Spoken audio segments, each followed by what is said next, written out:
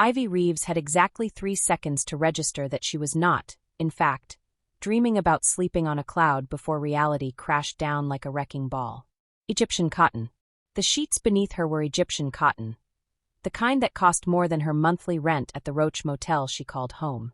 Her daughter Poppy sat beside her on the massive bed, cheerfully gnawing on what appeared to be a solid gold pen like it was the world's most expensive teething ring.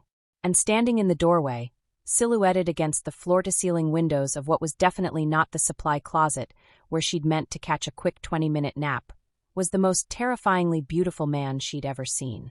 He looked like he was deciding between calling the police or eating them both alive. "Oh, shit," Ivy whispered, then immediately clapped her hand over her mouth. Shoot. Hi." The man, tall, dark-haired, with the kind of sharp jawline that could cut glass and eyes like winter storms, remained perfectly still. He wore a charcoal suit that probably cost more than her car, and he was staring at her with an expression she couldn't quite read. Fury? Fascination? Indigestion? Poppy, blissfully unaware that they were probably about to become homeless and possibly imprisoned, babbled happily and waved the gold pen like a tiny scepter. "You're in my bed," the man said, his voice low and controlled. It was the kind of voice that made boardrooms fall silent and probably made grown men weep. "I can explain," Ivy said, scrambling to sit up while trying to keep Poppy from launching herself off the bed. "Well, actually, I can't really explain it in a way that makes me sound less insane, but I can try." One perfectly sculpted eyebrow arched upward. "I'm listening." Ivy's brain, already operating on 30 hours without sleep and fueled by nothing but vending machine coffee and pure desperation, went into overdrive. "Okay, so you know how sometimes when you're really, really tired, and you've been cleaning toilets for 6 hours straight, and your baby has been screaming for approximately 7 years. She's 9 months old," Ivy corrected herself quickly. "But it feels like 7 years. Anyway, sometimes you duck into what you think is a supply closet for just a tiny nap, and it turns out to be this." She gestured helplessly at the penthouse suite around them. The man stepped further into the room, and Ivy caught a scent that made something deep in her chest flutter. Pine and storm clouds and something wild that made her omega instincts sit up and take notice. Alpha. Definitely alpha. And not just any alpha. This was the kind that made other alphas nervous. "You thought my penthouse was a supply closet," he said flatly. "In my defense, I was very tired. And this building has a confusing layout. And Poppy was crying, and I just needed 5 minutes where she wasn't screaming, and this bed looked so." Ivy's rambling was cut short by a series of electronic beeps. The room's lights suddenly dimmed to a soft amber, classical music began playing from hidden speakers, and a smooth automated voice announced, "Good evening, Mr. Ashford. Welcome home. Your organic baby food delivery, 47 pounds, will arrive within the hour." Ivy and the man, Mr. Ashford apparently, stared at each other in stunned silence. "Did your baby just order 47 pounds of organic baby food?" he asked. Ivy looked down at Poppy, who was now somehow holding what appeared to be a tablet computer in addition to the gold pen. The screen showed a shopping cart full of pureed vegetables and fruits. "Poppy, no," Ivy said weakly. "Bad baby. We don't order things on other people's tablets." Poppy giggled and slapped the screen, adding what looked like a case of imported formula to the cart. "How did she?" Mr. Ashford started. "I have no idea. She's like a tiny technology wizard. Last week she somehow ordered pizza to our apartment using the neighbor's smart TV." Ivy gently extracted the tablet from Poppy's grasp, which immediately made the baby's face scrunch up in preparation for a world-class tantrum. "Oh no, please don't. Wah wah wah." Poppy's scream could have shattered windows. In the confines of the penthouse, it was absolutely devastating. Mr. Ashford winced and took a step back. "Does she always?" "Indoor voices." Ivy shouted over the wailing, bouncing Poppy in her arms. "We use indoor voices around babies. The yelling makes them worse." For a moment, the most powerful alpha in the city looked genuinely chastened. "I wasn't yelling. Your whole existence is yelling." Ivy shot back, still bouncing. "You're like a walking exclamation point in an expensive suit." Something flickered across his face, surprise, maybe, or amusement. "A walking exclamation point? Look, mister." She paused, realizing she still didn't actually know his name, despite the smart house calling him Mr. Ashford. "Dante," he said quietly. "Dante Ashford." Ivy's bouncing slowed as the name registered. Dante Ashford. As in Ashford Industries. As in the billionaire alpha who owned half the city, including the Crescent Tower Hotel where she worked. As in her boss's boss's boss's boss. "Oh," she whispered. "Oh, I am so fired." "Probably," he agreed, but there was something almost gentle in his voice now. Poppy's crying had subsided to sniffles, and she was studying Dante with the intense focus she usually reserved for trying to eat her own feet. Suddenly, she reached out toward him with both arms, making her pick-me-up noise. "She wants you to hold her," Ivy said, surprised. Dante looked at the baby like she was a particularly complex mathematical equation. "I don't hold babies. She's not going to break. And she likes you, which is weird because she usually hates everyone except me. And sometimes she hates me too. I don't." "Oh, for crying out loud." Ivy stepped forward and, before Dante could protest, placed Poppy in his arms. "Support her head, don't drop her, try not to look like you're afraid she's going to explode." Dante held Poppy awkwardly, like she was made of spun glass and nitroglycerin. Poppy, delighted by this new development, immediately grabbed his tie and tried to stuff it in her mouth. "She's teething," Ivy explained. "Everything goes in the mouth, including apparently solid gold pens." She held up the pen Poppy had been gnawing on earlier. "This is yours, I assume?" "It was a gift from the Japanese Prime Minister," Dante said absently, still staring down at Poppy with a bewildered expression. "Well, it's been thoroughly slobbered on now. Consider it blessed by baby drool." The tablet chimed again. "Your organic baby food order has been confirmed," the house announced cheerfully. "Total $4,732. Ivy's knees nearly buckled. "4,000? Oh God, I'll pay you back. I'll work extra shifts, I'll sell plasma, I'll—" "Stop," Dante said firmly. "It's fine." "It's not fine. That's more money than I make in 2 months. Then you're not being paid enough." Ivy stared at him. Here she was, having broken into his home, slept in his bed, let her baby destroy his expensive belongings and accidentally order enough baby food to feed a small army, and he was worried about her salary? "You're not what I expected," she said honestly. "What did you expect? Fire and brimstone. Maybe some casual murder. You have a reputation, you know." Dante's mouth quirked upward in what might have been the beginning of a smile. "I don't casually murder people who break into my home and insult my existence. Just the ones who do it formally?" "Exactly." Poppy had managed to work Dante's tie completely into her mouth and was now making contented sucking noises. Dante looked down at her with an expression of absolute bewilderment. "She's drooling on Armani silk," he said wonderingly. "She drools on everything. It's like her superpower." Ivy reached out to take Poppy back, but the baby clung to Dante's shirt and made a noise of protest. "Well, that's new. She usually only does that with me. She's very—" Dante paused, searching for words. "Small. That's generally how babies work, yes. And loud. Also standard baby features. But she's not crying anymore." Ivy looked at her daughter, who was indeed calm and content in the arms of the most dangerous alpha in the city. "No, she's not. Which is honestly kind of miraculous. She's been fussy all week." The penthouse fell into an oddly comfortable silence, broken only by Poppy's happy babbling and the soft classical music still playing in the background. Ivy found herself really looking at Dante for the first time, not just seeing him as an obstacle or threat, but as a person. There were shadows under his eyes that spoke of sleepless nights, and tension in his shoulders that suggested the weight of the world resting there. "When did you last sleep?" she asked without thinking. Dante looked up from Poppy, surprised. "What? Sleep? When did you last get actual sleep? Not just a few hours on a plane or catnaps between meetings." He frowned, as if the question genuinely puzzled him. "I don't remember." "Right. That's what I thought." Ivy settled onto the edge of the bed, suddenly feeling the full weight of her own exhaustion. "We're a pair, aren't we? The Walking Dead. You from too much work, me from too little sleep." "I should call security," Dante said, but he made no move to do so. "You should," Ivy agreed. "I broke into your home. That's definitely a crime. Several crimes technically. And yet here we are, having a civilized conversation while my daughter uses your designer tie as a chew toy." Dante looked down at Poppy again, and this time Ivy caught something in his expression. A softness, a wonder, like he was seeing something he'd never encountered before. "She's not afraid of me," he said quietly. "Should she be? Most people are."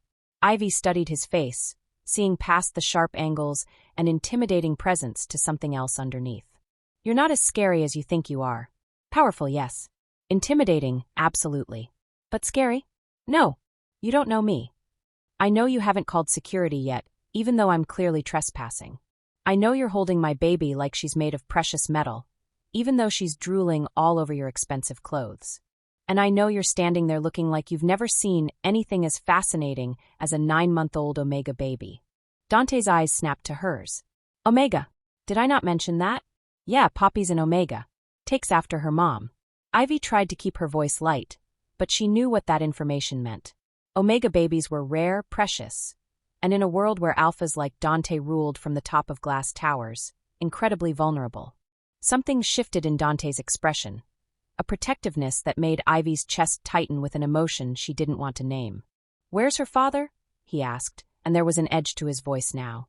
Not in the picture, Ivy said firmly. And it's going to stay that way. Before Dante could respond, the house chimed again. Sir, your organic baby food delivery has arrived. Shall I have it brought up? Dante looked at Ivy, then at Poppy, who was still contentedly destroying his tie. Yes, he said finally. Bring it up. You don't have to, Ivy started. I know I don't have to. I want to. And as crazy as it sounded, as impossible as it seemed, Ivy found herself believing him. Chapter 2.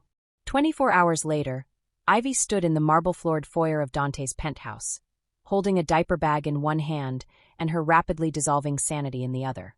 47 pounds of organic baby food formed a small mountain beside the elevator, and Poppy was systematically trying to eat the buttons on Dante's shirt while he held her with the careful concentration of someone defusing a bomb. Let me see if I understand this correctly, Ivy said slowly. You want to hire me as your... What did you call it? Domestic crisis manager, Dante replied, his voice carrying that same controlled tone she was beginning to recognize as his default setting when he was trying not to reveal how completely out of his depth he was. Which is a fancy way of saying nanny. It's a more comprehensive position than traditional childcare. Nanny, Ivy repeated firmly. You want to hire me as a live-in nanny for your nephew, who I haven't even met yet, despite the fact that yesterday you found me trespassing in your bed. When you put it like that, it does sound questionable. It sounds insane, which, given my current financial situation, means I should probably say yes immediately. Ivy shifted Poppy's diaper bag to her other hand. How old is this nephew of yours? Tyler is 12. 12. Ivy's eyebrows shot up. 12-year-olds don't need nannies. They need babysitters. Sometimes. For like 3 hours max. Something flickered across Dante's face. An expression that looked suspiciously like panic. Tyler is unique. Unique how? He's been through 7 caregivers in the past 6 months. Ivy felt her stomach drop. 7. Mrs. Henderson lasted 3 days before she quit via text message from her car in the parking garage. Miss Rodriguez made it almost a week, but she left a note saying she was reconsidering her career choices and moving to Tibet to become a monk. And the others? Dr. Peterson, who has a PhD in child psychology, left after 2 days muttering something about early-onset sociopathy and demanding combat pay. Ivy stared at him. What exactly did this kid do to drive away a child psychologist? Before Dante could answer, the elevator chimed, and the doors slid open to reveal what could only be described as a miniature version of Dante himself. If Dante had been dipped in chaos and raised by wolves. The boy had the same dark hair, the same sharp features, and the same winter storm eyes. But where Dante radiated controlled power, this kid radiated pure, undiluted mischief. Tyler Ashford stepped into the penthouse wearing a school uniform that looked like it had been through a blender, carrying a backpack that was making suspicious ticking noises. Uncle Dante, he called cheerfully. I'm home. And before you ask, the fire alarm thing wasn't my fault. Technically. I didn't know that mixing those particular chemicals would.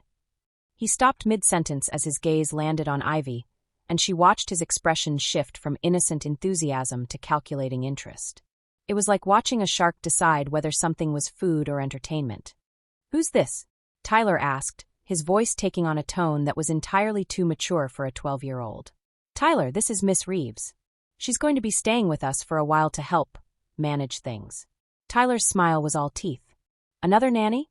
Uncle Dante, you shouldn't have. I was just starting to get bored. Ivy felt a chill run down her spine that had nothing to do with the penthouse's air conditioning. She'd worked with difficult kids before, colicky babies, tantrum-throwing toddlers, even a few genuinely challenging teenagers. But Tyler was looking at her like she was a puzzle he was already planning to take apart. I'm not a nanny, she said firmly, meeting his gaze head-on. "I'm a domestic crisis manager." Tyler's eyes lit up with genuine delight. "Oh, this is going to be fun." Poppy, apparently sensing the tension in the room, chose that moment to spit up directly onto Dante's tie. The same Armani silk tie she'd been chewing the day before. "Well," Ivy said brightly, "this is off to a great start." 3 hours later, Ivy was beginning to understand why Dr. Peterson had fled to Tibet. Tyler had helped her unpack by reorganizing her belongings according to some system that appeared to involve hiding her underwear in increasingly creative locations throughout the penthouse. He'd offered to show Poppy his chemistry set, which turned out to be a collection of household cleaning products that could probably strip paint. And he'd somehow managed to reprogram the smart house to play death metal every time someone said the word, please. Dante had retreated to his office after the third time his business call was interrupted by screaming guitars, leaving Ivy to deal with Tyler alone. "You know," Tyler said conversationally as he watched Ivy try to fish her bra out of the penthouse's ridiculous modernist sculpture. "Miss Rodriguez cried on the second day." "I'm not Miss Rodriguez," Ivy replied, finally extracting the bra without destroying the art piece. "Dr. Peterson threw a book at me on his last day. A psychology textbook. The irony was delicious. I'm not Dr. Peterson either." Mrs. Henderson locked herself in the bathroom and called the police. They thought she was having a breakdown. Ivy turned to face him fully, holding her rescued underwear. "Let me guess, you're trying to figure out which buttons to push to make me quit." Tyler's smile was sharp and entirely too knowing. "I'm just making conversation." "Right. Well, here's some conversation for you. I've been cleaning up other people's messes since I was younger than you are now. I've dealt with drunk businessmen who think the hallway is their personal bathroom, entitled socialites who leave their hotel rooms looking like crime scenes, and more screaming, crying, demanding humans than you can imagine. A 12-year-old with a chemistry set and an attitude doesn't even register on my scale of difficult." Something shifted in Tyler's expression, surprise maybe, or grudging respect. "We'll see," he said simply.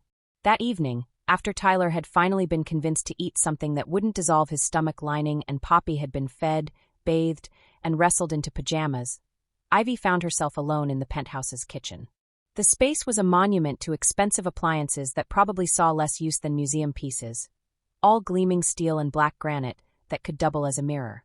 She was heating a bottle for Poppy when Dante appeared in the doorway, looking like he'd been through a war. "How was your first day as a domestic crisis manager?" he asked, and there was something almost vulnerable in his voice. "Your nephew is." Ivy paused, searching for diplomatic words. "Challenging. That's a generous assessment. He's also brilliant, lonely, and testing boundaries like his life depends on it." Ivy tested the formula temperature on her wrist. Classic behavior for a kid who's been shuffled around and doesn't know where he stands. Dante stepped into the kitchen, and Ivy caught that scent again, pine and storm clouds and something wild that made her omega instincts pay attention. "His parents died in a car accident 8 months ago," Dante said quietly. "I'm his only family." Ivy's heart clenched. Oh, that explains a lot. I don't know how to." Dante ran a hand through his hair, destroying its perfect styling. "I'm not good with children. I don't understand them. And Tyler." He trailed off, looking more lost than any billionaire alpha had a right to. "Tyler what?" "He brings out something in me. Something I can't control. When he's in danger, or when I think he might be hurt, Dante's hands clenched into fists. "I nearly lost control yesterday when he fell off his bike. For a moment I thought the wolf thought." He stopped abruptly, but Ivy understood. The protective instincts that made alphas so formidable also made them volatile when it came to those they considered pack. A grieving, acting-out kid would trigger every protective response Dante had. "He knows, doesn't he?" Ivy asked. "About what you are?" Dante nodded grimly. "He thinks it's hilarious. He'll deliberately put himself in situations where I have to choose between letting him get hurt or risking a shift. Smart kid. Terrible survival instincts, but smart. I can't keep going through caregivers. He needs stability, consistency. But I can't." "You can't handle him alone," Ivy finished. "That's why you offered me this job." "Yes." Ivy looked at this powerful, dangerous man who was admitting his vulnerabilities to someone he'd known for less than 48 hours. It should have been a red flag. It should have sent her running. Instead, she found herself saying, "I'll stay." The relief that crossed Dante's face was so profound it was almost physical. "Thank you," he said, and the words held more weight than a simple expression of gratitude. The next morning, Ivy woke to the sound of Poppy babbling happily in her crib and the distant strains of what sounded like the 1812 overture being played at concert volume. She grabbed her robe and padded out to the main living area to find Tyler sitting at the breakfast bar, calmly eating cereal while the penthouse's sound system blasted Tchaikovsky. "Morning," he called cheerfully over the music. "I thought you might like to wake up to something classical." "How thoughtful," Ivy replied, raising her voice to be heard. "Turn it down, please." The death metal kicked in immediately, rattling the windows. "Sorry," Tyler shouted with obviously fake innocence. "I said please." Ivy sighed and went to find the manual controls for the sound system. It took her 10 minutes to locate them, hidden behind a panel that looked like part of the wall, and another 5 to figure out how to override Tyler's programming. When blessed silence finally descended on the penthouse, Tyler was grinning at her with genuine appreciation. "Not bad," he said. "Mrs. Henderson never figured out the override." "I used to work in hotels," Ivy replied, settling Poppy in her high chair. "You learn to navigate complicated systems. What about the chemistry set incident?" "What chemistry set incident?" Tyler's grin widened. "The one that's going to happen after breakfast." Ivy was saved from having to respond by Dante emerging from his office, already dressed in another immaculate suit and carrying a tablet. "I have a conference call with Tokyo in 10 minutes, he announced. "It's important. The Yamamoto deal could make or break the quarter. I'll be in my office." "Try not to." He was interrupted by Poppy, who had somehow managed to escape her high chair, strip off her diaper and pajamas, and was now crawling at impressive speed toward Dante's office, her tiny hands covered in what appeared to be finger paint. "Poppy, no." Ivy lunged after her daughter, but the baby was surprisingly fast for someone whose legs were approximately 3 inches long. Dante, showing reflexes that seemed almost supernatural, scooped Poppy up before she could reach his office door. Unfortunately, this meant that his pristine white shirt was now decorated with rainbow handprints. "Where did she get finger paint?" he asked, holding the naked, giggling baby at arm's length. "I have no idea," Ivy said, then turned to glare at Tyler, who was studying his cereal with intense concentration. "Tyler, I thought she might enjoy some creative expression," Tyler said innocently. "She's 9 months old. Never too early to start developing fine motor skills." Dante's tablet chimed. "Mr. Ashford, the Tokyo call is beginning," the house announced helpfully. "Take the call," Ivy said, reaching for Poppy. "I'll clean her up." "I can't take a call covered in finger paint." "Then change your shirt." "I don't have time to." Poppy chose that moment to grab a fistful of Dante's hair and babble something that sounded remarkably like Dada. Dante froze. Tyler's spoon stopped halfway to his mouth, and Ivy felt her heart do something complicated in her chest. "Did she just—" Dante started. "She says a lot of things," Ivy said quickly, finally managing to extract Poppy from his arms. "Most of it's nonsense. Babies babble. It doesn't mean anything."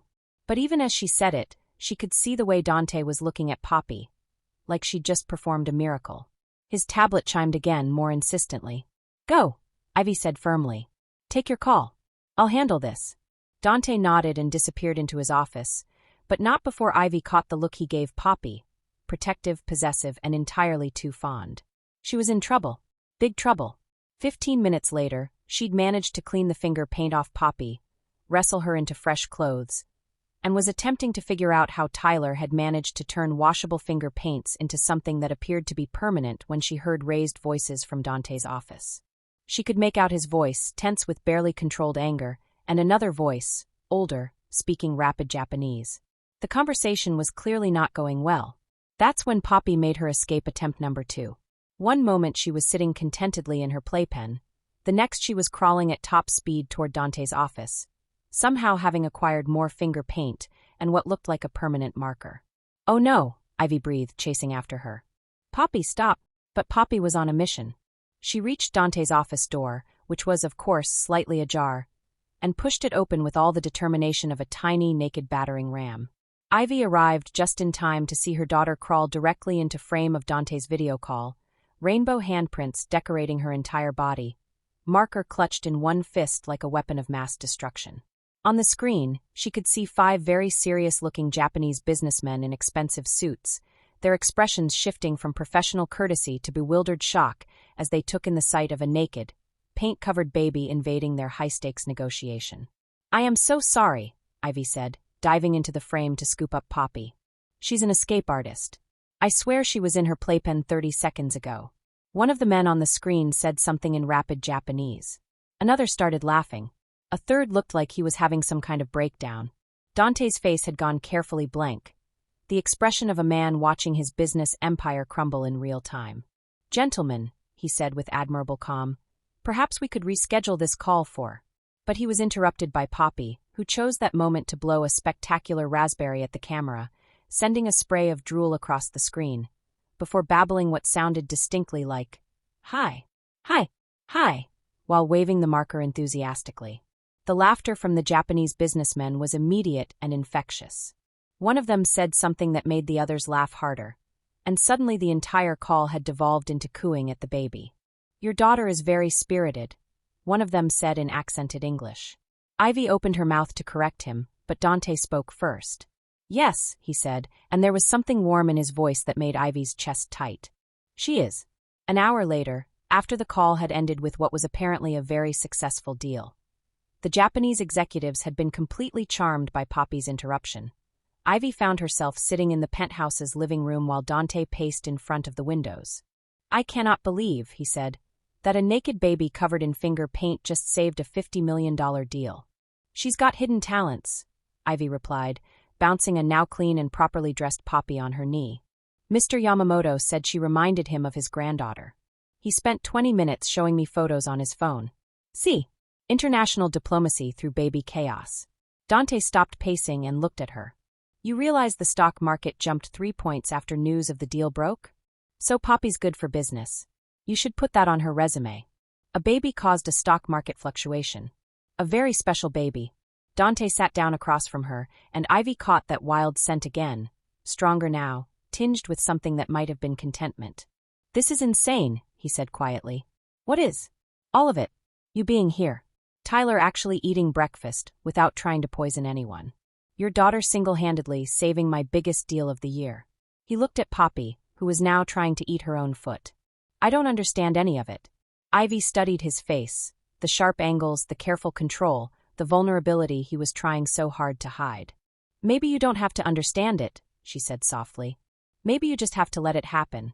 Before Dante could respond, Tyler appeared in the doorway, backpack slung over his shoulder and that calculating gleam back in his eyes. "I'm off to school," he announced. "But I thought you should know. I may have mentioned to my chemistry teacher that we have some really interesting cleaning supplies here. He's very excited to hear about my home experiments." Dante's eyes narrowed. "Tyler, have a great day," Tyler called, already heading for the elevator. "See you tonight." As the elevator doors closed behind him, Dante turned to Ivy with an expression of resigned dread. "What do you think the chances are that I come home to find my penthouse turned into a crater? With Tyler? Pretty high." Ivy stood up, settling Poppy on her hip. "But look on the bright side, if he does blow up the penthouse, at least you'll know he's not bored anymore." Dante stared at her for a long moment, then started laughing. Really laughing, the kind of deep, genuine sound that transformed his entire face. "You're completely insane," he said. "Takes one to know one," Ivy replied. "Now come on. We need to baby-proof this place before Poppy figures out how to hack your smart toilet." As she headed toward the kitchen, she heard Dante mutter behind her, "I don't want to know if that's even possible." "You're completely insane," he said. "Takes one to know one," Ivy replied. "Now come on. We need to baby-proof this place before Poppy figures out how to hack your smart toilet." As she headed toward the kitchen, she heard Dante mutter behind her, "I don't want to know if that's even possible." But he was still smiling when he said it. Chapter 3. 3 weeks into what Ivy had started thinking of as the most expensive babysitting job in history, she developed a routine. Wake up at 6, feed Poppy, convince Tyler that cereal was not an appropriate vehicle for his latest chemical experiments, dodge whatever crisis Dante was having with his business empire, and try to ignore the way her heart did acrobatics every time he smiled at her daughter. It was a good routine. A safe routine. Which was probably why the universe decided to blow it up spectacularly on a Tuesday morning while she was hunting for her organic quinoa chips. Ivy had developed a serious addiction to the ridiculously expensive health food snacks that kept appearing in the penthouse pantry. Courtesy of Dante's housekeeper, Mrs. Chun, who seemed to have a sixth sense for what everyone needed before they knew they needed it. The quinoa chips were her weakness. Salty, crunchy, and probably cost more per ounce than her old apartment's rent. She'd tucked Poppy in for her morning nap and was rummaging through the pantry, searching for her fix, when she heard the distinctive sound of crunching from the kitchen. "Tyler, if you're eating my chips, I will hide your chemistry set somewhere you'll never find it," she called, stepping out of the pantry with a bag of organic kale crackers in her hand. The crunching stopped. Then she heard a low, rumbling sound that definitely didn't come from any 12-year-old human throat. Ivy froze, every instinct she'd developed from years of working night shifts in sketchy neighborhoods suddenly screaming danger. That sound, that was a growl. A big growl. Like, bigger than any dog she'd ever met growl. She crept toward the kitchen island, her heart hammering against her ribs, and peered around the corner. What she saw made her brain perform the mental equivalent of a complete system reboot. There was a wolf in Dante's kitchen. A massive, dark-furred wolf with winter-storm eyes, sitting on its haunches next to an absolutely demolished bag of her quinoa chips, crunching contentedly while chip crumbs decorated its muzzle. Ivy blinked hard, convinced she was hallucinating from sleep deprivation. But when she opened her eyes, the wolf was still there, and it was looking directly at her with an expression that somehow managed to convey both embarrassment and defiance. Those eyes. She knew those eyes. "Dante," she whispered. The wolf's ears flattened against its head, and if Ivy didn't know better, she'd swear it looked sheepish. "Oh my God," she breathed. "Oh my God, you're a..." The wolf whined softly and dropped its head, like a dog who'd been caught raiding the garbage. Which, Ivy realized with hysterical clarity, was essentially what had happened. Except the dog was actually her boss. Her very human, very alpha, very definitely not supposed to have for boss. "You're stress-eating my snacks," she said faintly. "As a wolf. You shifted into a wolf to stress-eat my organic quinoa chips." The wolf's tail gave a tentative wag. Ivy sat down hard on the kitchen floor, her legs suddenly refusing to support her. "This is not happening. This is a hallucination.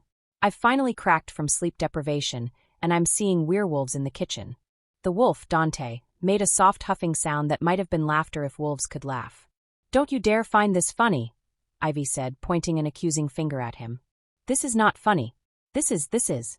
She couldn't finish the sentence because she didn't actually know what this was. Terrifying? Impossible? Weirdly endearing in the way that finding someone's secret comfort food stash was endearing? The air around Dante began to shimmer, and Ivy watched in fascination and horror as the wolf form dissolved, fur receding, limbs reshaping, until Dante was sitting naked on his kitchen floor, surrounded by the remains of her quinoa chips, looking more mortified than she'd ever seen him. "I can explain," he said quietly. Ivy stared at him, at his perfectly human face, his perfectly human shoulders, his perfectly human everything, and felt something between laughter and hysteria bubbling up in her chest. "You stress-eat," she said. "You're this big, scary alpha werewolf, and you stress-eat junk food. They're not junk food. They're organic. You're missing the point." "What's the point?" "The point is you're a werewolf." The words came out louder than she'd intended, echoing in the spacious kitchen. "You're an actual, literal werewolf, and I've been living here for 3 weeks not knowing that my boss occasionally turns into something that could eat me." Dante winced. "I would never hurt you. Either of you." "The wolf," he stopped, running a hand through his hair. "It's not like the movies, Ivy. I'm still me. I'm always me. But you're also a giant wolf who apparently has a weakness for overpriced snack foods. I was having a difficult morning. So you decided to shift and raid the pantry? It helps with the stress. The heightened senses, the physical release, it's meditative." Ivy stared at him, this powerful, intimidating man sitting naked on his kitchen floor, trying to explain werewolf therapy through snack consumption, and felt her world tilt sideways. "I need air," she said, scrambling to her feet. "I need to think. I need those chips you just destroyed." She turned to flee and nearly ran straight into Tyler, who was standing in the kitchen doorway with his backpack slung over his shoulder and an expression of mild interest. "Oh good," he said cheerfully. "You finally figured it out. I was wondering how long it would take." Ivy whirled to stare at him. "You knew."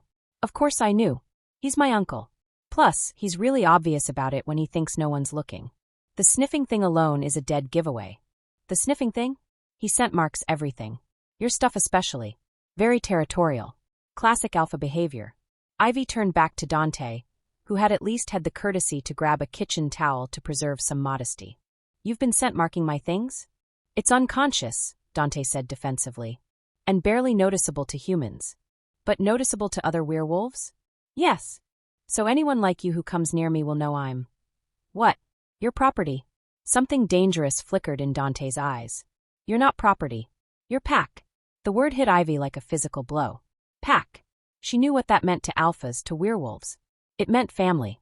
It meant protection. It meant belonging to something bigger than yourself. It meant claims and bonds and complications she absolutely could not afford. I need to go, she said, backing toward the door. I need to think about this. Ivy, wait. But she was already fleeing, Tyler stepping aside to let her pass with an expression that was far too knowing for a 12-year-old. She made it as far as the elevator before she realized she couldn't actually leave. Poppy was still napping, and despite the fact that her boss had just revealed himself to be a supernatural creature, she wasn't about to abandon her daughter. Instead, she found herself in the penthouse's library, a room she'd barely explored, filled with leather-bound books and the kind of comfortable chairs that cost more than cars. She curled up in one of them and tried to process what had just happened. Dante was a werewolf. Her gorgeous, brooding, impossibly controlling boss was an actual werewolf who stress-ate organic snacks and apparently considered her pack. The smart thing would be to quit. Pack up Poppy, walk away, find another job cleaning toilets, and pretend this whole insane chapter of her life had never happened. The problem was she didn't want to leave. Despite the supernatural revelation, despite the danger it represented, despite every logical reason she should run, she wanted to stay. Which was probably the most terrifying realization of all. She was still sitting there, staring blankly at a first-edition copy of something by Dickens, when Tyler appeared in the doorway. So, he said, settling into the chair across from her with the casual confidence of someone much older. Werewolves. Big adjustment. You could say that. Want some advice? Ivy looked at him, really looked at him. Tyler might be 12, but his eyes held an old soul's understanding of loss and adaptation. Sure, she said. Hit me with your wisdom. Uncle Dante's not actually scary. He just thinks he is. The wolf thing makes him feel like he's dangerous, so he tries to control everything and everyone around him to keep them safe. It's actually kind of pathetic. Pathetic. He's been alone for so long he's forgotten how to be around people who aren't afraid of him. Then you showed up with Poppy, and suddenly he's got 2 people in his space who treat him like he's just normal. It's freaking him out. Ivy considered this. Is that why he offered me this job? Because I'm not afraid of him? Partly. Also because you're the first person who's ever made him laugh. And because Poppy thinks he hung the moon, which does weird things to his alpha brain. What kind of weird things? Tyler's grin was sharp. The kind where he starts thinking about keeping you both forever. Ivy's stomach dropped. Tyler. Relax. He's not going to chain you in the basement or anything. But he's definitely planning to make it very hard for you to leave. That's... Ivy searched for words. That's not normal. Nothing about Uncle Dante is normal. But he's not a bad guy. Just a really lonely one who's finally found something he wants to protect. Before Ivy could respond, Tyler stood up and shouldered his backpack. Where are you going? School. But first, I'm going to stop by the kitchen supply store. Why? Tyler's grin widened. Because if we're going to have a werewolf in the house, we need proper supplies. Silver cutlery, garlic, maybe some wolfsbane if I can find it. Tyler, that's not. I know it won't actually work. But it'll be hilarious to watch Uncle Dante's face when he sees it. With that, he was gone, leaving Ivy alone with her thoughts and the growing realization that her life had just become infinitely more complicated. She spent the rest of the morning researching werewolves on her phone, which turned out to be an exercise in frustration, since most of the information was either folklore or terrible romance novels. By the time Poppy woke up from her nap, Ivy had learned exactly nothing useful about living with supernatural creatures and everything about how to properly organize a pantry. She'd gotten distracted by a home organization blog. Dante was nowhere to be seen when she emerged from the library with Poppy, though she could hear him on a conference call in his office, his voice carrying that controlled tension she was beginning to recognize as his default stress response. She was attempting to make lunch while keeping Poppy entertained when Tyler returned home with several shopping bags and a gleeful expression. Success, he announced, unpacking his haul onto the kitchen island. One complete werewolf defense kit. Ivy watched in amazement as he revealed an impressive collection of silver serving pieces, several bulbs of garlic, what appeared to be a wooden stake, and a small bottle labeled holy water. that she was fairly certain he'd filled from the tap. "Tyler, this is ridiculous. This is thorough preparation." He held up a silver salad fork. "Did you know that pure silver is supposed to burn werewolves on contact? Did you know that's complete nonsense?" "Probably. But imagine Uncle Dante's face when he sees I've replaced all his regular cutlery with silver." Despite everything, Ivy found herself smiling. "You're terrible. I'm creative. There's a difference." They spent the afternoon werewolf-proofing the penthouse, with Tyler providing running commentary on werewolf mythology while Ivy tried to keep Poppy from eating the garlic. It was ridiculous, completely pointless, and exactly the kind of absurd distraction she needed. Dante emerged from his office around 5, took one look at the kitchen, now festooned with garlic and gleaming with silver cutlery, and stopped dead. "What," he said carefully, "is this?" "Werewolf defense system," Tyler said proudly. Ivy helped. Dante's gaze moved to Ivy, who was holding Poppy and trying not to laugh at his expression. "You helped werewolf-proof my kitchen against me?" "Tyler needed a project," Ivy said. "And I needed to do something that didn't involve thinking about things. Things. Wolf things. Pack things. Things that are too complicated for a Tuesday afternoon." Something soft crossed Dante's face. "Ivy, don't," she said quietly. "Not yet. I'm still processing." He nodded, then picked up one of the silver forks and examined it. "Sterling silver. Expensive choice." "I have excellent taste," Tyler said. "Also, I used your credit card." "Of course you did." Dante set the fork down and looked at the garlic hanging from the light fixtures. "I assume you know this won't actually work." "That's what makes it funny." Dante's mouth quirked upward. "Fair enough." The rest of the evening passed in surprisingly comfortable normalcy. They ate dinner with the silver cutlery. Dante showed no adverse effects. Tyler regaled them with stories about his chemistry teacher's latest breakdown, and Poppy performed her nightly routine of charming everyone in a 50-foot radius. It wasn't until after Tyler had grudgingly gone to bed and Poppy was settled in her crib that Ivy found herself alone with Dante in the kitchen, loading the dishwasher with their ridiculous silver dishes. "You've been avoiding me all day," Dante said quietly, handing her a plate. "I've been processing."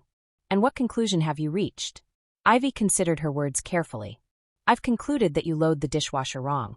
Dante blinked. "I'm sorry. The plates. You're putting them in backwards. The dirty side needs to face the center where the spray arms are. I've been loading dishwashers this way for 15 years. And you've been doing it wrong for 15 years. Ivy turned the plate around to demonstrate. "See, dirty side toward the center. It's basic physics. It's a dishwasher, not a rocket ship. It's a machine with a specific function that requires proper technique to achieve optimal results." "Optimal results?" Dante's voice had taken on an edge. "It's washing dishes, Ivy. Not performing surgery. If you're going to do something, you should do it right. I am doing it right. You're doing it your way. There's a difference." Dante moved closer and Ivy caught that wild scent again, stronger now, tinged with frustration and something else that made her pulse quicken. "My way works perfectly fine. Your way is inefficient and stubborn." "Stubborn?" His voice had dropped to that low, dangerous tone that probably made boardrooms full of executives wet themselves. "I'm stubborn. Incredibly stubborn. You probably have a whole staff of people who are too intimidated to tell you you're loading the dishwasher wrong." "Nobody tells me I'm doing anything wrong."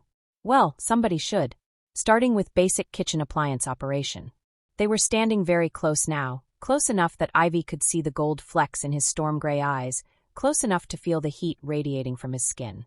"You," Dante said quietly, "are the most infuriating woman I've ever met." "And you," Ivy replied, her voice barely above a whisper, "are the most arrogant man I've ever met." "I'm not arrogant. I'm confident." "There's a difference?" "A significant one." "Prove it." The words hung in the air between them, charged with a tension that had nothing to do with dishwasher loading techniques, and everything to do with the way Dante was looking at her, like she was something precious and dangerous and absolutely necessary. "Ivy," he said, her name a warning. "What?" "If I prove it, everything changes." She should step back. She should remember that he was her boss, that she was his employee, that he was a werewolf, and she was a single mother with no business getting involved with supernatural creatures who had more money than small countries. Instead, she stepped closer. "Maybe I want everything to change." Dante's control snapped like a rubber band stretched too tight. His mouth crashed down on hers with a hunger that stole her breath and set her blood on fire. This wasn't the gentle, tentative kiss of new attraction. This was raw need and desperate wanting, and 3 weeks of pretending they didn't affect each other combusting all at once. Ivy kissed him back with equal ferocity, her hands fisting in his shirt, pulling him closer, needing more contact, more heat, more of whatever this was that made her feel like she was flying and falling at the same time. Dante's hands slid into her hair, tilting her head to deepen the kiss, and Ivy made a sound she didn't recognize, something between a moan and a sigh that seemed to drive him wild. He lifted her onto the kitchen island without breaking the kiss, his hands spanning her waist, and Ivy wrapped her legs around him, drawing him closer. The granite was cool against her back as Dante kissed his way down her throat, finding that sensitive spot where her neck met her shoulder that made her arch against him. His teeth grazed her skin, not quite a bite but close enough to make her gasp, and she felt him smile against her throat. "Is this proving it?" he murmured against her skin. "Proving what?" Ivy's voice came out breathless and wrecked. "The difference between arrogant and confident. I'm not sure. You might need to provide more evidence." Dante laughed, the sound low and rough, and kissed her again. This time it was slower, deeper, a thorough exploration that made her toes curl and her heart race. She could taste the wildness in him, pine forests and storm clouds, and something untamed that called to every omega instinct she possessed. Her hands found the buttons of his shirt, desperate to feel skin against skin, and she was fumbling with the second button when there was an ominous cracking sound. They froze, lips still inches apart, breathing hard. "Did you hear?" Ivy started. The granite countertop split cleanly down the middle with a sound like thunder. They stared at the ruined kitchen island, then at each other. "Did we just," Ivy began, "break the kitchen island?" Dante finished. "Apparently. With kissing. Very enthusiastic kissing." Ivy looked at the cracked granite, then back at Dante's face and started laughing. Not the polite chuckle of social situations, but the kind of deep, uncontrollable laughter that came from shock and relief, and the absolute absurdity of breaking furniture with the force of sexual tension. Dante stared at her like she'd lost her mind, which only made her laugh harder. "We broke your kitchen island," she gasped between giggles. "We broke a piece of granite with making out. How is that even possible?" "Enhanced strength," Dante said faintly. "When emotions run high, sometimes the wolf." "Oh God!" Ivy wiped tears from her eyes. "You literally broke your kitchen with superhuman strength because I was arguing with you about dishwasher loading techniques. When you put it like that, it sounds ridiculous." "It is ridiculous. We're ridiculous." Ivy looked at the destroyed countertop again and dissolved into fresh giggles. "Mrs. Chun is going to have questions. Mrs. Chun has seen stranger things. Stranger than us destroying expensive kitchen fixtures through aggressive kissing?" Dante's mouth quirked upward. "You'd be surprised." They stood there in the wreckage of what had probably been a $10,000 piece of granite, looking at each other with the kind of shell-shocked expression people wore after natural disasters. "So," Ivy said finally. That happened, Dante agreed. "And now your kitchen island is in 2 pieces. It was ugly anyway." Ivy snorted. "It was not ugly. It was gorgeous. And expensive. And now it's destroyed because you have superhuman strength and no impulse control." "I have excellent impulse control. Evidence suggests otherwise. Evidence suggests that you're a very distracting woman. Evidence suggests that you need to work on your anger management techniques." "I wasn't angry." "No. I was." Dante paused, searching for words. "Frustrated. Aroused. Possibly having a minor breakdown over the fact that you reorganized my entire life in 3 weeks." "I didn't reorganize anything. I just showed up." "Exactly." He stepped closer, carefully avoiding the cracked granite. "You just showed up, and suddenly everything I thought I knew about my life doesn't apply anymore." Ivy felt her heart do that flutter thing again. "Dante, I know this is complicated. I know I should probably let you quit and find someone normal to work for. Someone human. But I can't." His voice was quiet, vulnerable in a way that made her chest tight. "I can't let you go, Ivy. I don't want to." She looked at him, this powerful, dangerous, impossibly complicated man who'd just destroyed his own furniture kissing her, and felt something settle into place in her chest. "Good," she said simply. "Because I don't want to go." Relief flooded his face. "Really? Really? Although we're going to need to discuss the whole superhuman strength thing. And probably invest in stronger furniture." Dante laughed, the sound bright and genuine. "I'll add it to the list." "What list?" "The list of things I need to explain about being a werewolf. It's getting long." "We have time," Ivy said, and meant it. Whatever this was between them, complicated, impossible, potentially furniture-destroying, she wanted to see where it led. "We have time," Ivy said, and meant it. Whatever this was between them, complicated, impossible, potentially furniture-destroying, she wanted to see where it led. Even if it meant learning to live with a werewolf who stress-ate her snacks, and apparently had very strong opinions about dishwasher loading techniques. Chapter 4. Ivy should have known that 3 weeks of relative peace was too good to last. She should have recognized the signs. Poppy being unusually fussy, her own restless sleep, the way Dante kept checking his phone with increasingly tense expressions. But she'd been too caught up in the strange new reality of living with a werewolf who made her laugh and kissed her senseless and looked at her daughter like she hung the moon. So when the doorbell rang at exactly 10 a.m. on a Thursday morning, disrupting Poppy's carefully scheduled playtime and Tyler's attempt to teach her to stack blocks into structurally sound architectural marvels, Ivy answered it without thinking. The face that greeted her through the penthouse's security monitor made her blood turn to ice water. Garrett Mills stood in the lobby wearing his respectable citizen costume, pressed khakis, polo shirt, the kind of fake smile that had once fooled her into thinking he was charming instead of calculating. He looked exactly the same as he had 18 months ago when she'd fled their shared apartment with nothing but a diaper bag and her determination to never let him hurt her again. "Ivy, baby," his voice crackled through the intercom, honey-sweet and poisonous. "We need to talk." Her finger hovered over the disconnect button, but Garrett continued before she could cut him off. "It's about our daughter. I have rights, you know. Legal rights that you can't just ignore by hiding out in some rich guy's tower. Our daughter." The words hit Ivy like a physical blow. Poppy wasn't Garrett's, had never been Garrett's, despite what her birth certificate said. But biology and legal documentation were two very different things, and Garrett had always been excellent at manipulating systems to his advantage. "Miss Reeves," the building's security guard appeared on the monitor beside Garrett. "This gentleman says he's here to see you about a family matter. Should I send him up?"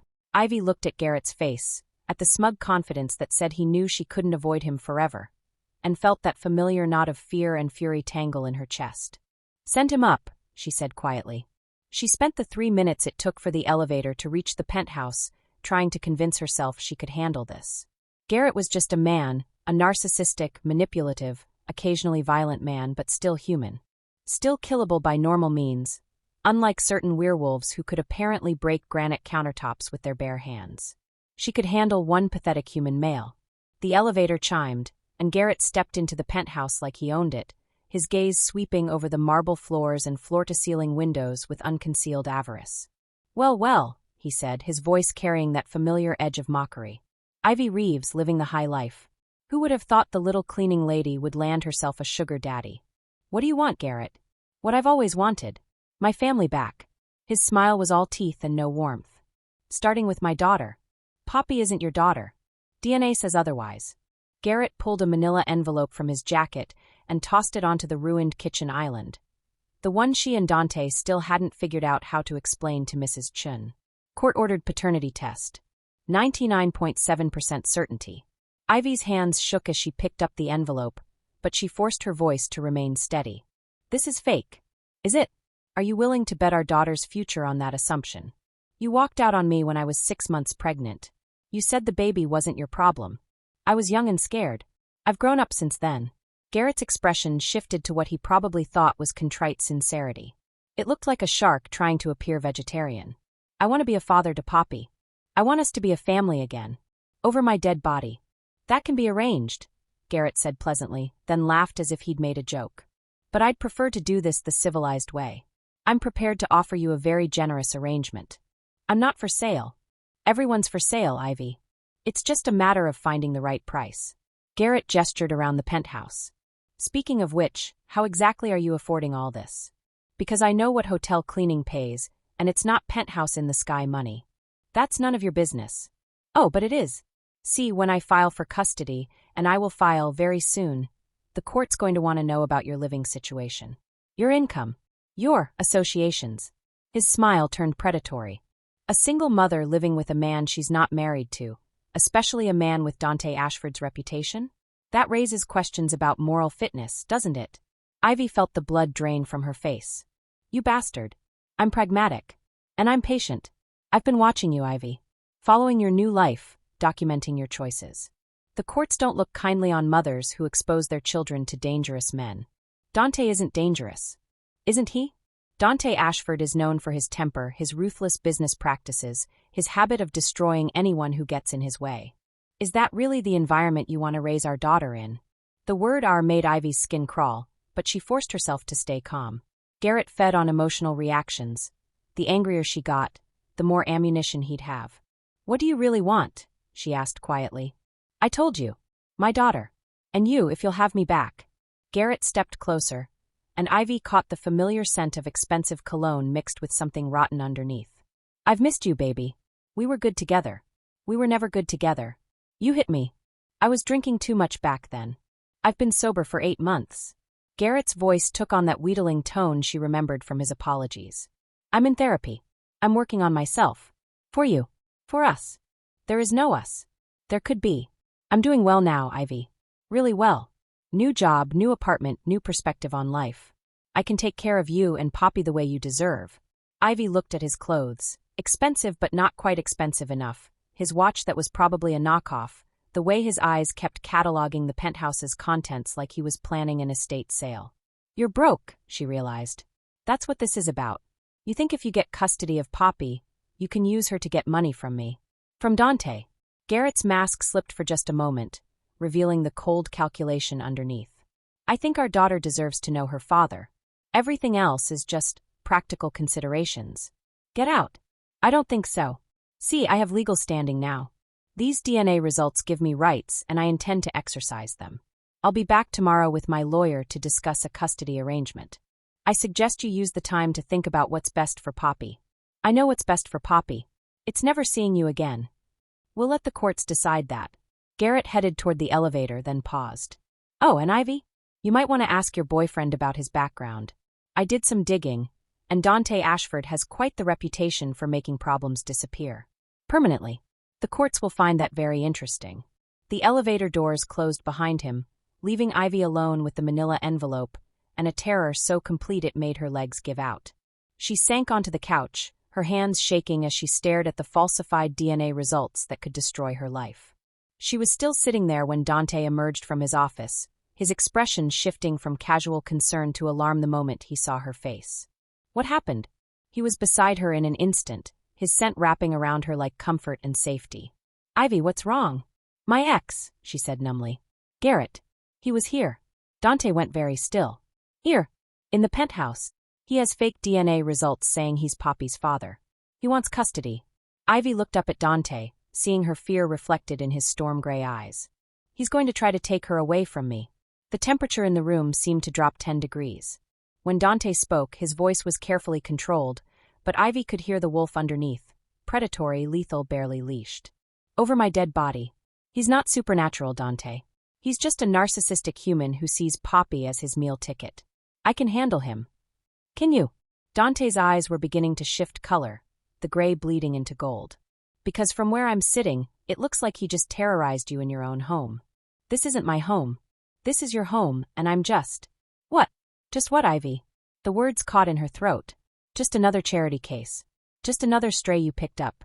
Just someone you're helping out of misplaced alpha guilt." "Nothing," she said instead. "I just need to figure out how to fight this legally." "I can make him disappear," Dante said quietly. "One phone call, and Garrett Mills becomes a footnote in missing persons files." Ivy stared at him, seeing the truth in his face. He wasn't making an idle threat. He was offering to commit murder for her, casually, like it was a reasonable solution to an everyday problem. "No," she said firmly. "Absolutely not." "Ivy." "No, Dante. I won't let you destroy your life for mine. And I won't let Poppy grow up knowing her mother's, whatever I am to you, is a killer." "You're not whatever you are to me," Dante said, his voice rough with emotion. "I'm what? Your employee? Your charity project? The woman who's convenient to have around until the novelty wears off." Dante looked like she'd slapped him. "Is that what you think?" "I don't know what to think. 3 weeks ago I was cleaning toilets for minimum wage, and now I'm living in a penthouse with a werewolf who kisses me like it means something and offers to commit murder for me like it's no big deal. I don't know what's real anymore." "This is real," Dante said, reaching for her hands. "What's between us?" What's between us is complicated and impossible and based on proximity and convenience, Ivy said, pulling away from his touch even though it physically hurt to do so. You feel responsible for me because I'm an Omega living in your territory. That's all this is. That's not. It is, Ivy said firmly. And that's fine. I'm grateful for everything you've done for me and Poppy. But I won't let you ruin your life trying to fix mine. Dante stared at her for a long moment, his expression cycling through hurt, anger, and something that looked like desperation. Fine, he said finally. Handle it yourself. But when this goes sideways, and it will go sideways, don't expect me to stand by and watch him hurt you. He turned and walked out of the room, leaving Ivy alone with her fear and the growing certainty that she'd just made a terrible mistake. What she didn't know was that Tyler had been recording everything from his hiding spot behind the kitchen counter, his phone capturing every moment of Garrett's visit with the focused intensity of a filmmaker documenting a natural disaster. 20 minutes later, Tyler emerged from his hiding spot and settled at the kitchen table with his laptop, a bag of chips, and the kind of creative vengeance that only a 12-year-old could conceive. World's Worst Baby Daddy Episode 1, he muttered, beginning to edit the footage. This is going to be epic. The next morning, Ivy woke to the sound of her phone buzzing incessantly. She fumbled for it, expecting to see missed calls from Garrett or his lawyer, but instead found dozens of notifications from social media platforms she didn't even have accounts on. What the hell? She mumbled, sitting up in bed. Tyler appeared in her doorway, fully dressed and grinning like he'd won the lottery. You're famous, he announced. Well, Garrett is famous. Famously pathetic. What are you talking about? Tyler held up his phone, showing her a TikTok video with 2.3 million views and counting. The thumbnail showed Garrett's face mid-sneer with the caption, "When the deadbeat baby daddy thinks he hit the jackpot." Tyler, what did you do? I documented a predator in his natural habitat, Tyler said proudly. The internet is very interested in Garrett Mills and his creative approach to extortion. Ivy grabbed his phone and watched in horror as her private nightmare played out for millions of strangers. Tyler had edited the footage with devastating precision, highlighting every manipulative comment, every threat, every moment where Garrett revealed his true nature. The comments were brutal. This man is literally garbage in human form. Someone please tell me this woman got away from this psycho. The audacity of men never ceases to amaze me. Plot twist. She's living with someone who could buy and sell this loser's entire existence. Update please. Did this trash human get what he deserved? Tyler, Ivy said weakly. This has 12 million views. 12.3 million and climbing.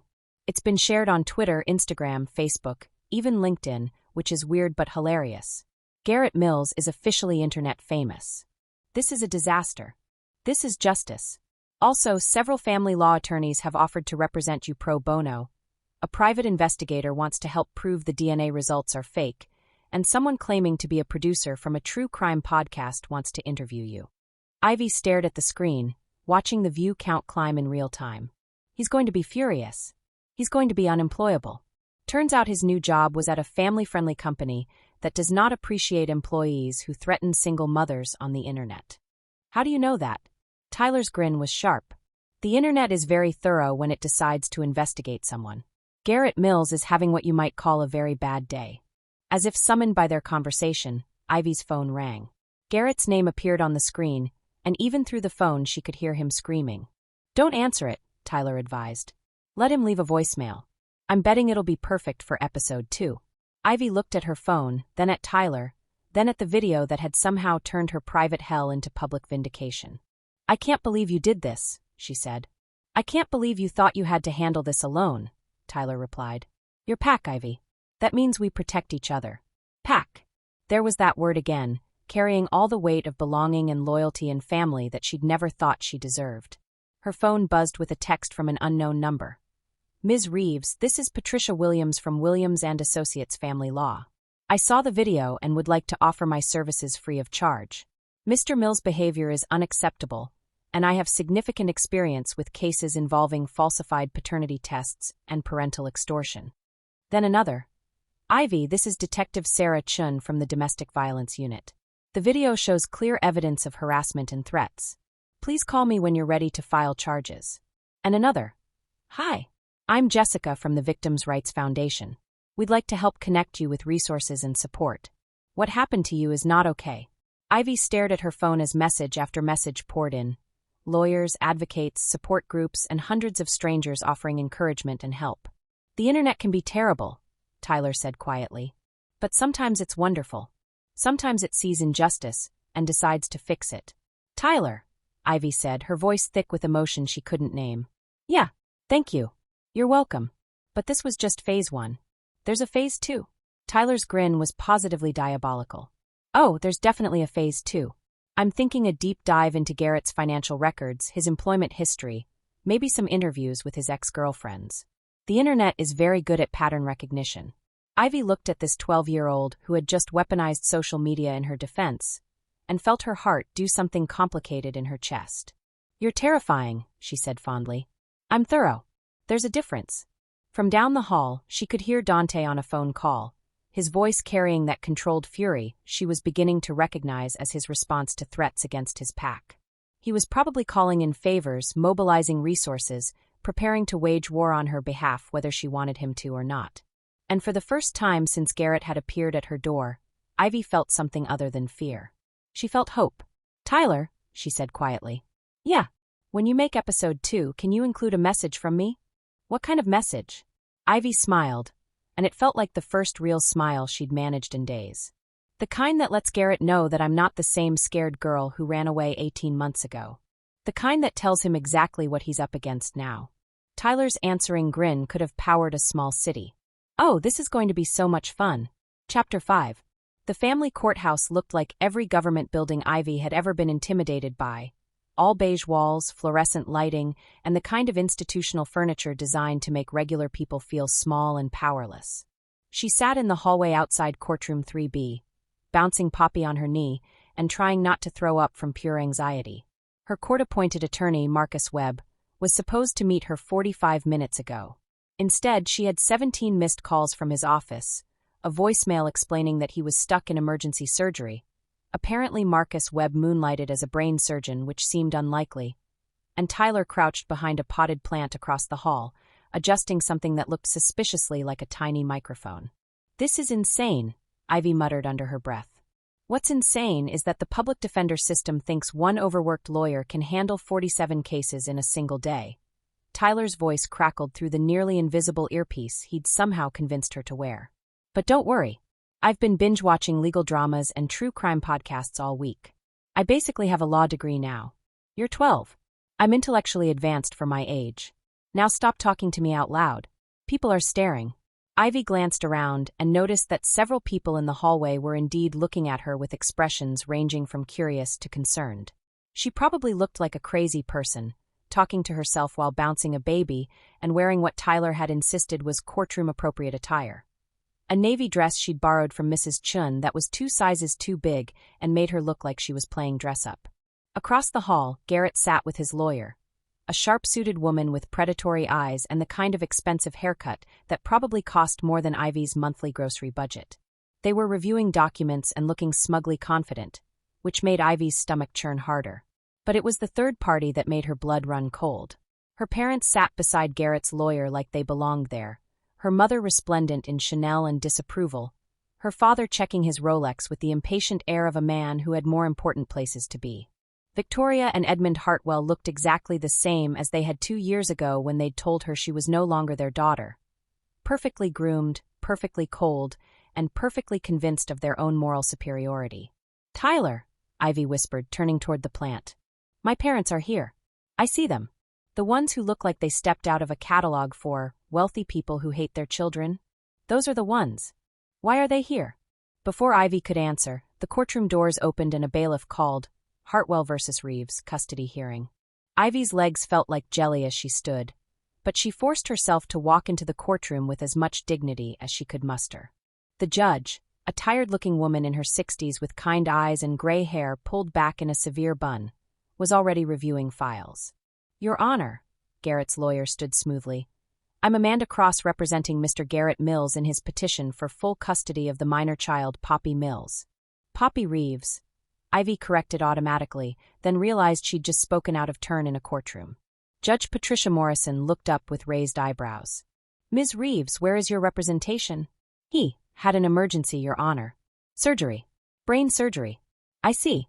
Would you like to request a continuance to secure other counsel? Ivy looked at Garrett's satisfied smirk, at her parents' expectant faces, at Poppy babbling happily in her arms, oblivious to the fact that her entire future was being decided by strangers. No, Your Honor. I'll represent myself. Objection. Tyler's voice crackled through the earpiece. I mean, object to nothing. You're doing great. Just remember, hearsay is generally inadmissible, burden of proof is on the petitioner, and never let them see you sweat. Judge Morrison looked skeptical but nodded. Very well. Ms. Cross, you may proceed with your opening statement. Amanda Cross launched into a presentation that was clearly designed to destroy Ivy's credibility as a mother. She painted a picture of an unstable woman living in an inappropriate environment with a dangerous man, unable to provide proper care for her child. Furthermore, Your Honor, Cross continued, Mr. Mills has recently discovered that Ms. Reeves has been deliberately keeping him from his daughter, despite court-ordered DNA evidence proving his paternity. She held up the manila envelope Garrett had brought to the penthouse, and Ivy felt her heart sink. The falsified results looked official, complete with laboratory letterhead and signatures. DNA evidence establishes Mr. Mills as the biological father with 99.7% certainty, Cross continued.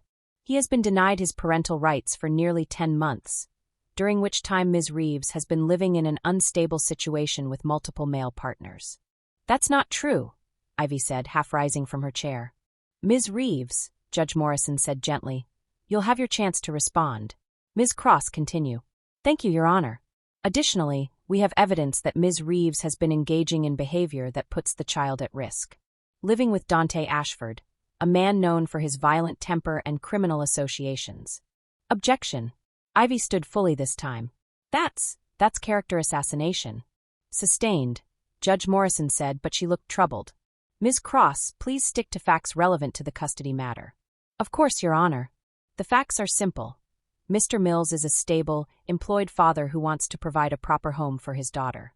Ms. Reeves is an unmarried mother with no permanent address, living on the charity of a man with a documented history of violence.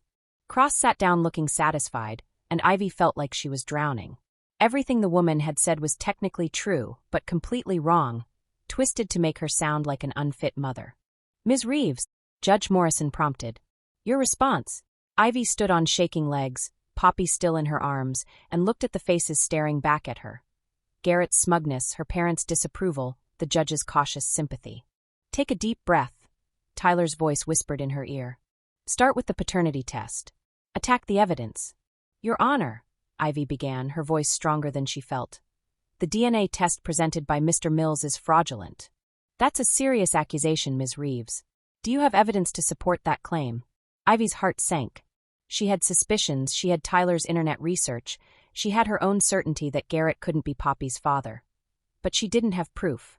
I know it's fake because she's desperate, Amanda Cross interrupted. Your Honor, Ms. Reeves has been denying Mr. Mills access to his daughter for months. Of course she would claim the DNA test is fraudulent. The DNA test is fake, a new voice said from the gallery, because I ran the real one. Every head in the courtroom turned to see Dante standing in the back row, looking like he'd rather be anywhere else but unable to stay silent. Ivy's heart did something complicated at the sight of him. Relief, gratitude, and a terror that he was about to destroy his own reputation to save hers. Sir, Judge Morrison said sternly, you are not a party to these proceedings. Please sit down or leave the courtroom. Your Honor, Dante said, walking forward with the kind of controlled confidence that made boardrooms fall silent. I believe I have relevant information about the paternity question. Dante, don't, Ivy whispered, but he was already pulling documents from his jacket. I had an independent DNA test conducted 3 weeks ago when Mr. Mills first made his claims, Dante said, handing papers to the bailiff. The results show 0 probability of paternity. Amanda Cross shot to her feet. Your Honor, this man has no legal standing to order DNA tests. This is completely inadmissible. The test was conducted with the mother's consent, Dante replied calmly, using samples from both the child and Mr. Mills that were obtained legally. How did you get samples from my client? Dante's smile was all teeth. Mr. Mills left a coffee cup in the lobby of my building. I believe the legal term is abandoned property. Judge Morrison looked at the documents, her expression shifting from skepticism to interest. These results are from Patterson Genetics. They're a reputable laboratory. Your Honor, Cross said desperately. Even if this test is legitimate, it doesn't negate our client's rights. He believed in good faith that he was the father. Based on falsified documents, Dante said quietly. Which suggests fraud, not good faith. The courtroom was silent except for Poppy's happy babbling as she tried to eat her own fist. Ivy stared at Dante, overwhelmed by gratitude and terror in equal measure. Your Honor, she said, finding her voice again, if I may address the living situation concerns? Judge Morrison nodded, and Ivy took a shaky breath. Mr. Ashford isn't my boyfriend or partner. He's my employer. I work as his domestic staff, and housing is part of my compensation package. It's a legitimate employment arrangement, not whatever Ms. Cross is implying. It was technically true if incomplete.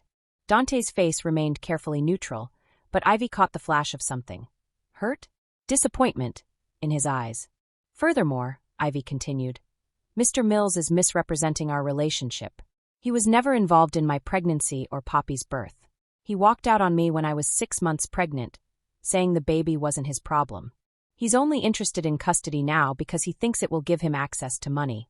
These are serious allegations, Ms. Reeves, Judge Morrison said. Can you provide evidence? Tell her about the TikTok, Tyler whispered through the earpiece. There's video evidence of Mr. Mills' actual motivations, Ivy said. It's been viewed over 15 million times on social media. Amanda Cross looked like she'd swallowed a lemon. Your Honor, social media posts are not legitimate evidence in family court proceedings. They are if they show a pattern of behavior relevant to the case, Judge Morrison replied dryly. I'll review the video during our brief recess. But before the judge could call for a break, Victoria Hartwell stood up in the gallery. Your Honor, if I may, she said in the cultured tones that had once made Ivy feel small and worthless. I believe there are additional factors the court should consider. And you are? Victoria Hartwell. I'm Poppy's grandmother. The words hit Ivy like a physical blow. She turned to stare at her mother, seeing the cold calculation in her perfectly made-up face.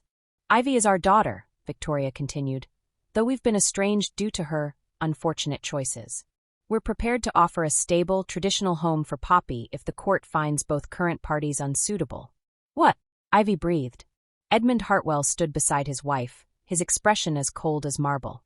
We have significant resources and a stable home environment. We believe Poppy would be better served in our care than with either of these people. The pieces clicked into place with sickening clarity. This wasn't just about Garrett wanting custody. This was about her parents wanting to steal Poppy, to raise her as their legitimate heir while cutting Ivy out entirely. Tell me you're not working with them, Ivy said, turning to Garrett. Tell me you didn't sell my daughter to my parents. Garrett's smile was pure poison. They made a very compelling offer. Full custody to me, primary residence with them. Everyone gets what they want. Except me. And Poppy. Poppy gets a proper family and a real future. You get to go back to cleaning toilets where you belong. The sound that came from the gallery was not quite human, a low, rumbling growl that made every person in the courtroom turn toward Dante. His eyes had shifted from gray to gold, his hands were clenched into fists, and the air around him seemed to shimmer with barely contained violence. Mr. Ashford, Judge Morrison said sharply, control yourself or I'll have you removed from my courtroom. Dante's chest rose and fell in deep, controlled breaths, but the gold didn't fade from his eyes. Ivy could see him struggling against his wolf, against every instinct that demanded he eliminate the threats to his pack. Your Honor, Ivy said desperately, my parents disowned me 2 years ago. They told me I was no longer their daughter, that they never wanted to see me again. They can't just decide they want custody of Poppy now. Can't they? Victoria's voice was ice cold. We were distraught by our daughter's poor decisions, but we've had time to reconsider. Blood is blood, after all. Poppy is a Hartwell regardless of her irregular circumstances. She's not a Hartwell. She's a Reeves. She's my daughter. A daughter you can't properly provide for, Edmund said quietly. We can give Poppy everything, the best schools, proper social connections, a real future. What can you give her? A life of poverty and instability. Ivy looked at her parents, these people who had raised her to believe love was conditional, success was measured in dollar signs, and family was about bloodlines rather than bonds. She thought about Poppy's laughter when Dante held her, Tyler's fierce protectiveness, the way Mrs. Chen always made sure there were extra snacks in the pantry. I can give her a family that actually loves her, Ivy said quietly. I can give her people who will choose her every day, not just when it's convenient or profitable. Love doesn't pay for college tuition, Victoria replied, or provide proper health care, or ensure social advancement. Ask me if I care about social advancement. You should care. For Poppy's sake. Judge Morrison held up a hand. I think we need a brief recess to review the evidence and consider all parties' arguments. We'll reconvene in 30 minutes. As the courtroom emptied, Ivy found herself sitting alone in the hallway, Poppy still babbling happily in her arms, completely unaware that her entire world was hanging in the balance. Dante appeared beside her like a shadow, his eyes back to their normal gray, but his whole body radiating tension. I'm sorry, he said quietly. For what? For almost losing control in there. For making this harder for you. Ivy looked at him, this powerful, dangerous man who had risked his own exposure to protect her daughter, and felt her heart crack open. You didn't make anything harder. You saved us. That DNA test should have been done weeks ago. I should have protected you better. You can't protect me from everything, Dante. And you shouldn't have to. Yes, I should. His voice was fierce, desperate. Because I. He stopped abruptly, but Ivy could see the words he wasn't saying in his face. Because you what? Dante looked at her for a long moment. This woman who had turned his ordered life upside down, who argued with him about dishwashers and trusted him with her daughter, and treated him like he was just a man instead of a monster. Because I love you, he said simply. Not because you're Omega, not because you need protection, not because of some misguided alpha instinct. I love you because you're brave and fierce and you make terrible jokes when you're nervous. I love you because you see the best in everyone, even in Tyler when he's trying to blow up the kitchen. I love you because when you look at me, you don't see a weapon or a business asset or something to be afraid of. You see a man who stress eats quinoa chips and has strong opinions about proper dishwasher loading techniques. Ivy stared at him, her heart doing gymnastics in her chest. Dante, I know this isn't the time or place. I know you have more important things to worry about. But I needed you to know in case. In case I lose her? You won't lose her. I won't let that happen. You can't promise that. Watch me. Before Ivy could respond, Tyler appeared at her elbow, looking grim. We have a problem, he said quietly. What now? I've been doing research on Judge Morrison. She's good, fair, thorough, really cares about kids. But she's also conservative. Traditional family values, believes in the importance of financial stability, the whole thing. Ivy's heart sank. So my parents' money will definitely factor into her decision. Unless what? Tyler's grin was sharp and calculating. Unless we can prove that your parents aren't the upstanding citizens they appear to be. And lucky for us, rich people always have skeletons in their closets. It's just a matter of knowing where to dig. Tyler, what are you planning? Nothing illegal, Tyler said innocently. Just some very thorough internet research. The kind that might reveal interesting information about the Hartwell family's business practices. Or their charitable donations. Or their tax filings. You can't hack into. I'm not hacking anything.